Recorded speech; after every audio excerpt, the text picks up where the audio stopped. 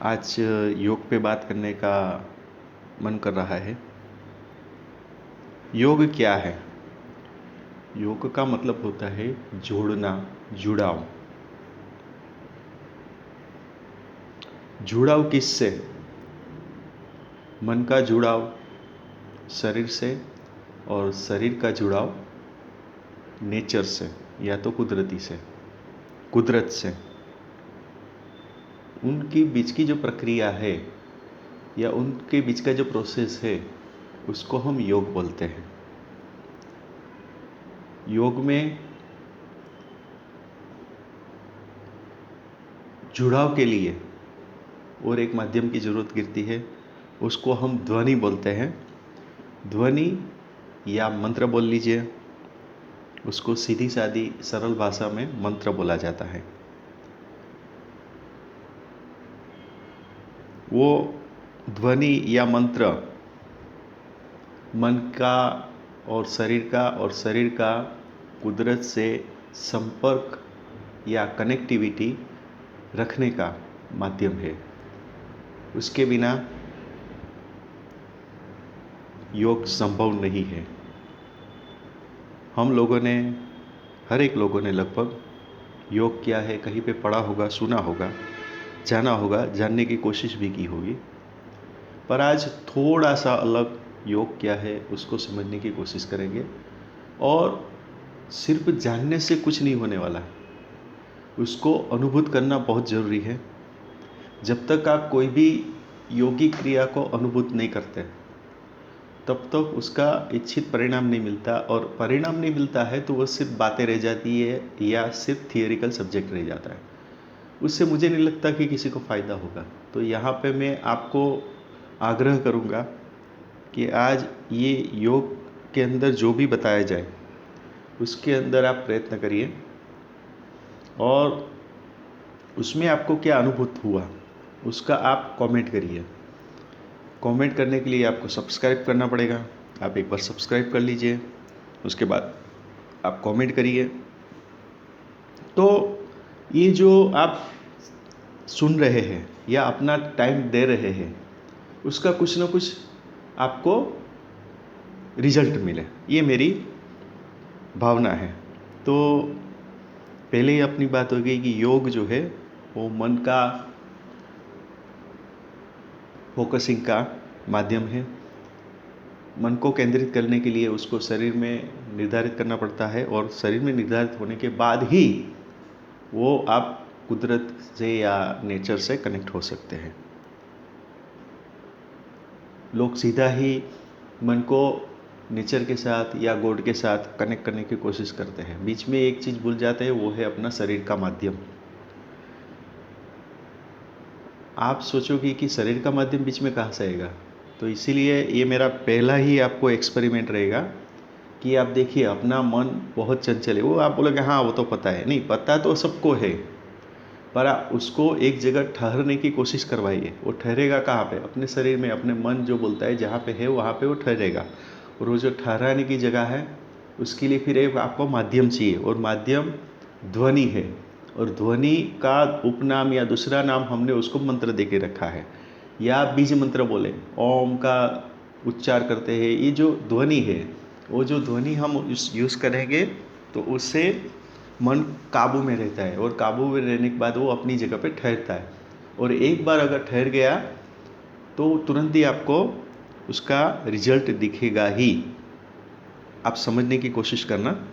इसीलिए बोलते हैं कि आप इस मुद्रा में बैठिए और ध्वनि का उच्चारण करिए। ध्वनि का उच्चारण यानी मंत्र का उच्चारण करिए। उससे क्या हो जाता है कि अपना मन है जो धीरे धीरे शांत होता है। दूसरे वर्ड में उसको शांत बोलते हैं। एक बार वो शांत हो गया तो उसके बाद वो अपने इच्छित परिणाम देते हैं। तो ये सबसे पहली प्रक्रिया है, और इसके लिए आप ज़रूर से ट्राई करिए। और ये आज हमारा पहला ही एक्सपेरिमेंट होगा जो आपको करना रहेगा, और देखिए कैसे आपको परिणाम, इच्छित परिणाम मिलते हैं। पहले हम मन को काबू करने की कोशिश करते हैं। मैं यहाँ पे थोड़ी सी प्रोसीजर चेंज करूँगा। कुछ नहीं करना है, आप जिस भी मोड में रिलैक्स रहते हैं, जैसे भी मोड में आप सोते हुए, बैठते हुए, मतलब जिसमें आपका शरीर रिलैक्स रहे वो रिलैक्स मुद्रा में चले जाइए। और ज़्यादा तक हो सके वहाँ तक सुबह जितने बजे भी आप उठते हो, मैं ये भी नहीं कहता कि आप 5 बजे उठिए, 3 बजे, अगर उठते तो वेरी गुड।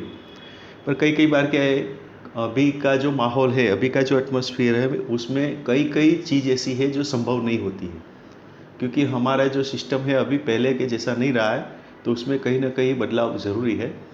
तो परिणाम मिलेंगे, थोड़े बहुत इधर उधर से मिलेंगे, पर ज़रूर से इसमें संभावनाएं है सफलता मिलने की। तो हम पहले थोड़ा जो रूटीन सिस्टम है उसमें ही प्रयत्न करेंगे, उसके बाद अपने आप उसमें भी चेंज करके धीरे धीरे करके हम 3 बजे 4 बजे उठने के भी प्रयत्न करेंगे, वो बात की बात है। अभी ऑन द स्पॉट हम अपने शरीर के ऊपर किसी भी तरह का दबाव या प्रेशर नहीं डालेंगे, ये आपको याद रखना है। मतलब आप कभी भी उठे उसके बाद कोशिश करिए कि आप सुबह का ही टाइम रखिए या शाम का टाइम रखिए। उस टाइम पे आप शरीर वैसे भी रिलैक्स होता है, वही रिलैक्स टाइम पे ही आप आँख शांत बंद करके जो ध्वनि का उच्चारण है ओम बीच का, या कोई भी मंत्र है या आपको किसी गुरु मंत्र दिया है, वो जो भी है वो उसको आप कोशिश करिए। और यहाँ पे फोकस क्या करना है, यहाँ पे बहुत ही इम्पोर्टेंट बात आती है। जब आप कोई भी चीज़ का रिपीटेशन करेंगे तो आप ऑब्जर्व करना कि आपका मन में कहीं ना कहीं और कोई ना कोई विचार चालू ही रहता है, बस उसको काबू करना है। पहले वो जो विचार उसके साथ चालू रहते हैं उसको धीरे धीरे धीरे धीरे करके आप काबू करोगे, तो उसके बाद आपको पता चलेगा कि हाँ अभी कुछ बातें अपने आप ही अपने शरीर में उसका बदलाव दिखने लगेगा। ये पहला नियम है और यही प्रोसीजर फर्स्ट है। तो ये अगर हम प्लान करते हैं, आप एक बार करके देखिए, अपना अनुभव जो भी है आप यहाँ पे कमेंट करिए, कमेंट के लिए आपको सब्सक्राइब करिए। आपने देखा होगा कि योग करने का रीज़न क्या है। लोग योग करते हैं एक मन की शांति के लिए, शरीर स्वस्थ रहे उसके लिए। कई लोगों को उससे आगे भी जाना होता है, जो लोग बोलते हैं कुंडलिनी जागरण करना है, या कई कई बार क्या है हमें एस्टोनिश चीज़ दिखने की इच्छा हो जाती है। एस्टोनिश चीज़ यानी आश्चर्यचकित कर दे ऐसी चीज़, आश्चर्यचकित कर दे ऐसी चीज़, जैसे आपने कभी कभी सुना होगा ज्ञानगंज है, स्वर्ग है, ये सब चीज़ होती है जो एक अलग सी दुनिया, एक अलग सा आयाम है जिसको बोलते हैं, वो भी पृथ्वी पे ही है, निश्चित जगह पे है। तो उसके लिए आपने कई कई बार सुना होगा यहाँ पे ये होता है वहाँ पे हो, तो उससे एक इच्छा जागृत हो जाती है। जो इच्छा जागृत होने के से क्या हो जाता है, हमें होता है कि चलो हम योग में ध्यान दें। पर कुछ भी कहीं पे भी कोई भी स्टेज पे आपको काम करना है, तो पहले मैंने जो आपको स्टेज बताया उसके ऊपर आप ध्यान देंगे तो आपको मैं गारंटी देता हूँ कि आप एक पड़ाव पार कर लेंगे। और जब एक पड़ाव पार करते हैं तो आगे का पड़ाव हम दूसरा सेशन जब करेंगे उस टाइम पे हम बताएंगे। उससे पहले आपकी ओर से कमेंट अनिवार्य है, जैसे कि पता चले कि लोग को कहाँ पे दिक्कतें आती है, कहाँ पे कठिनाई आती है। और यहाँ पे मैं और एक सीक्रेट बता देता हूँ, इसीलिए मन को ठहराव करने के लिए रिपीटेशन ऑफ ध्वनि कहा गया है।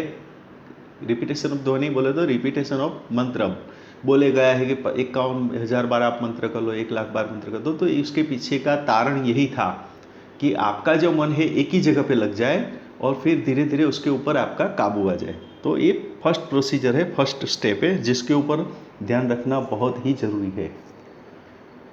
तो ये जब आप करेंगे तो उससे आपको अपने आप ही बदलाव दिखेगा। पहले अपने आप इंटरनली आपको सब कुछ अलग से दिखेगा, जैसे आपको एनर्जी बढ़ जाएगी, कुछ नया सोचेंगे, कुछ नया करने का मन करेगा। और जो भी चेंजेस आपको लगते हैं दिखते हैं वो तुरंत ही आप कमेंट करिए, तो उसके ऊपर से उसका लेवल पता चलेगा।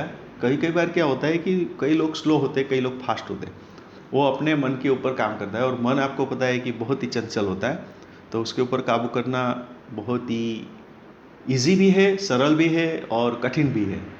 क्योंकि कहीं कई जगह पे कहावत भी कहते हैं कि अगर मन को काबू में कर लिया तो जगत काबू में हो जाता है। यहाँ तक उसका पावर्स है। तो हम इतना बड़ी बात तो नहीं करेंगे अभी, क्योंकि वो सब बात अपनी जगह पे सही है। पर पहले हम कोशिश तो करें कि मन के ऊपर काबू करने के लिए हमारे प्रयत्न कितने थे और उसमें हम कहाँ कहाँ सफल हुए और कहाँ कहाँ विफल हुए, ये जानना ज़रूरी है। और फिर स्टेप बाय स्टेप उसमें आगे बढ़ेंगे। उसमें मुझे पता है कि तुरंत ही बात आ जाती है कि हमें कुंडलिनी जागरण करना है, या फिर ये शांति, मन की शांति के लिए करता है, या शरीर स्वस्थ नहीं होता है, शरीर को स्वस्थ करना है, ये सब कुछ हो सकता है, पॉसिबल है और करेंगे भी। पर आप एक बार ज़रूर से इसको फॉलो करिए, देखिए कहाँ पे दिक्कत आती है और करके फिर बताइए, देखते क्या होता है। तो आप सबको मेरी शुभकामना है। Thank you.